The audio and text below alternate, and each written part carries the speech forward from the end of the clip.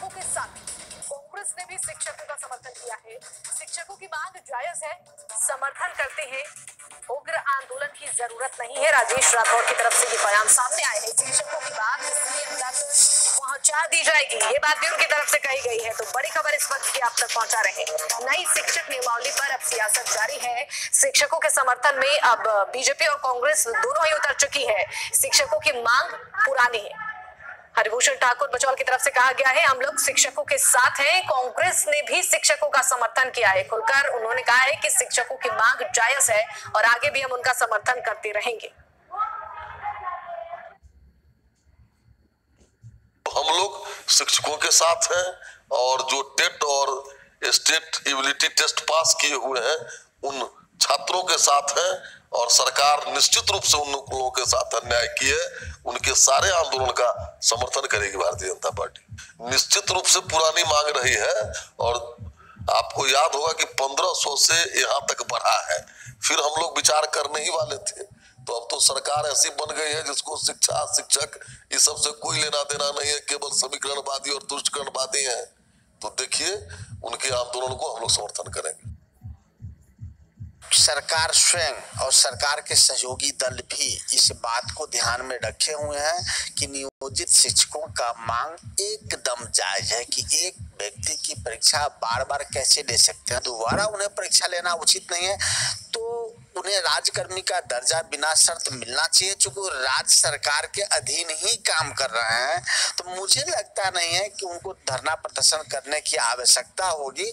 सरकार उनके मांग पर गंभीरता से विचार कर रही है।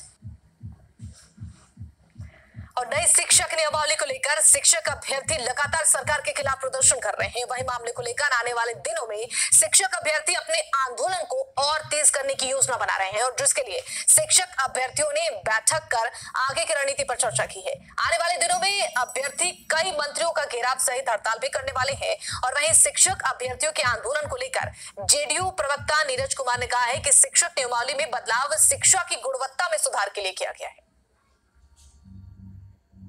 राज्य सरकार के मंत्रिपरिषद ने शैक्षणिक गुणवत्ता के लिए और बड़े पैमाने पर शिक्षकों के का नियोजन करने के लिए उनकी भर्ती करने तो ये प्रक्रिया बनाई है। अब उस संबंध में लोकतांत्रिक तरीके से किसी को असहमति है तो सक्षम जगह पर देना चाहिए, लेकिन राज्य हित में, शैक्षणिक हित में और देश के अंदर में जो शिक्षा को जो बाजार के हवाले किया जा रहा है, ऐसी स्थिति में सबको एक दूसरे पर भरोसा करना चाहिए। और इसी खबर पर ज्यादा जानकारी के लिए हमारे साथ संवाददाता सनी लाइव जुड़ गए हैं। सनी, देखिए जिस तरीके से नई शिक्षक नियमावली में बदलाव हुआ है उसके बाद से ही लगातार इसका विरोध किया जा रहा है शिक्षक संघ की तरफ से, लेकिन अब देखिए सत्ताधारी पार्टियों का साथ भी इनको मिलने लगा है। बीजेपी और कांग्रेस की तरफ से भी अब इन्हें सपोर्ट मिल गया है।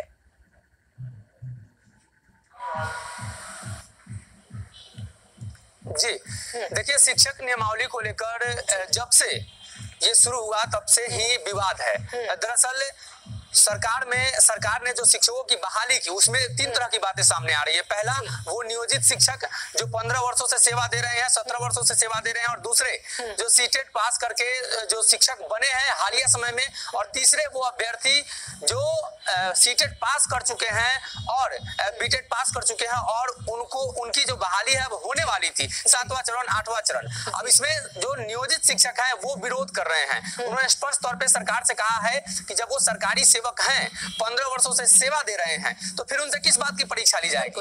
अगर इसमें परीक्षा लेने के बाद कोई शिक्षक फेल होता है फिर भी वो पढ़ाएगा तो इस परीक्षा का क्या औचित्य है। वही दूसरी तरफ जिनका नियोजन 7वें 8वें चरण में होने वाला था उन पर अब कहीं ना कहीं संशय की स्थिति है, तो वो भी नाराज हैं। तो शिक्षकों ने पिछले दिनों एक बैठक की, एक सम्मेलन किया और उसमें सरकार के घेराव की बात कही, सरकार के मंत्री के घेराव की बात कही और कहा कि बड़े हड़ताल पर वो जाएंगे। इसके पहले भी उनका हड़ताल हो चुका है। अब इसको लेकर सियासत तेज है। भाकपा माले उस मंच पर मौजूद रहती है। कांग्रेस ने कहा कि शिक्षकों के हित में फैसला होना चाहिए, नियोजित शिक्षकों के वो पक्ष में है इसलिए कि वो सरकारी कर्मी हैं, तो राज्यकर्मी का दर्जा देने में उन्हें क्या दिक्कत है।